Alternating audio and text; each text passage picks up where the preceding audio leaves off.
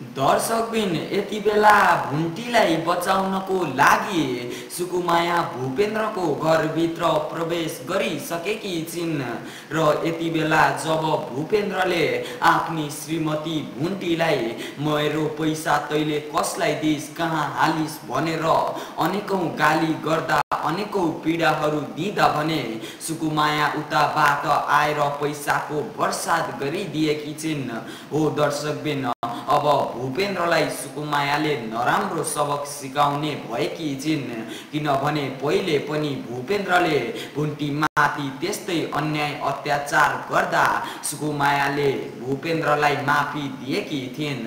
सुकुमायाले भूपेन्द्रलाई धेरैचोटि माफी दिएकी थिइन् तर यति बेला भुन्टीलाई फेरि केही समय बित्न नपाउँदै फेरि पहिलेकै जसरी नै अनेकौं दुःख पीडा दिन थालिसकेपछि यति बेला सुकुमाया भने निकै नै रिसाएकी छिन् र यति बेला भुन्टीले आफ्नो आमालाई उपचार गर्नका लागि खर्च गरेको पैसा जति सबै सुकुमायाले लिएर त्यहाँ भूपेन्द्रको घरमा भूपेन्द्रको अगाडि उडाइदिएकी छिन्। ओ दर्शकबिन अब पक्कै पनि सुकुमायाले भूपेन्द्रको बानी राम्रो छैन। यो भूपेन्द्रसँग मेरो मितिनी ज्यूलाई सधैँभरिका लागि राख्यो भने यसले मेरो मितिनी ज्यूलाई अझै पनि दुःख दिन सक्छ भनेर सुकुमायाले पक्कै पनि भुन्टीलाई फेरि उतै गाउँमा नै लग्ने छिन्।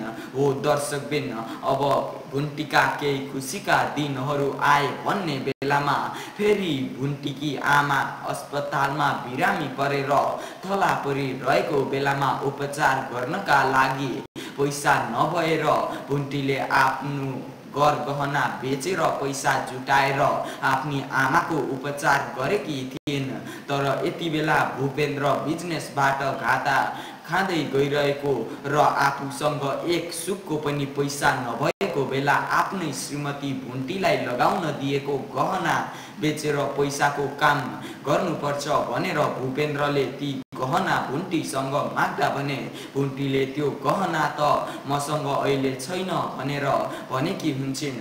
तब भने भूपेन्द्र भुन्टीसँग निकै नै रिसाएर भुन्टीलाई अन्याय अत्याचार गर्न थालेका हुन्छन्। हो दर्शकबिन यति बेला भूपेन्द्रलाई पनि एकातिर धेरै नै समस्या आइपरेको छ भने अर्कोतिर भुन्टीलाई चारैतिरबाट समस्याले घेरेको छ।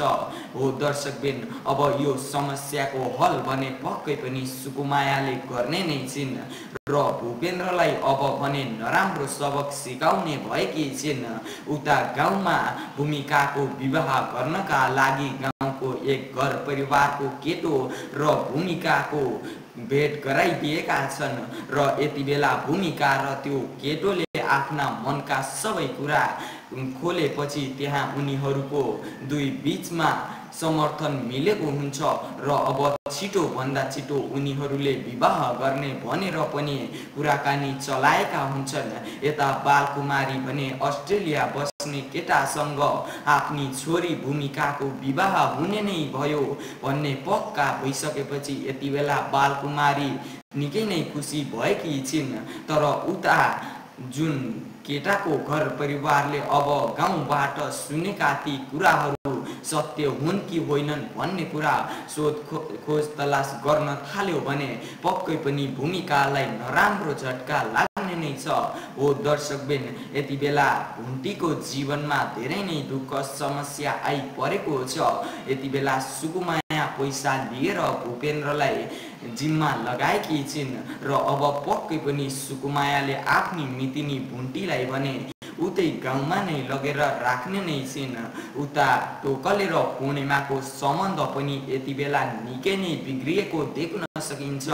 हो दर्शकबिन यति बेला टोकले र पूर्णिमाको सम्बन्ध बिग्रिनुकै कारणले गर्दाखेरि यति बेला टोकलेको जीवनमा धेरै नै दुःख समस्याहरू आइपरेको छ र अब आउने दिनहरूमा टोकले धेरै पैसा कमाउनु पर्छ र पूर्णिमालाई धनी भएर देखाउनु पर्छ भन्ने धेरैजना दर्शकको मनमा लागेको थियो र यता कतै कतै गत हप्ता मंगलबार भने भुन्टी सिरियल नआउँदा धेरैजना दर्शकहरू दुखित हुनु भएको थियो र आज भने Bhunti serial Sukumaya TV official YouTube च्यानलमा आइसकेको छ। यदि तपाईहरूले अझै पनि हेर्नु भएको छैन भने भुन्टी सिरियलको नयाँ भाग 283 भने सुकुमाया टिभी अफिसियल युट्युब च्यानलको मेन च्यानलमा आइसकेको छ। त्यो भिडियोलाई गएर धेरैभन्दा धेरै माया देखाइदिनु होला र आउँदा दिनहरूमा पनि पहिलेकै जसरी नै धेरैभन्दा साथ सपोर्ट दिँदै जानुहोला भन्न चाहन्छौँ। हो दर्शकबिन, अझै पनि भुन्टी सिरियल तपाईहरूले हेर्न पाउनु भएको छैन भने छिटोभन्दा छिटो सुकुमाया टिभी अफिसियल युट्युब च्यानलमा गएर हेर्न सक्नुहुनेछ भन्दै आजको लागि बिदा चाहन्छौँ। हस्त धन्यवाद। फेरि पनि यसै गरी नयाँ रिभ्यू भिडियोहरू लिएर आउने नै छु। त्यसैले गर्दा हाम्रो यस च्यानललाई सब्स्क्राइब गर्न र भिडियो राम्रो लागेमा भिडियोलाई एक लाइक गर्न भने अवश्य पनि नभुल्नुहोला है त।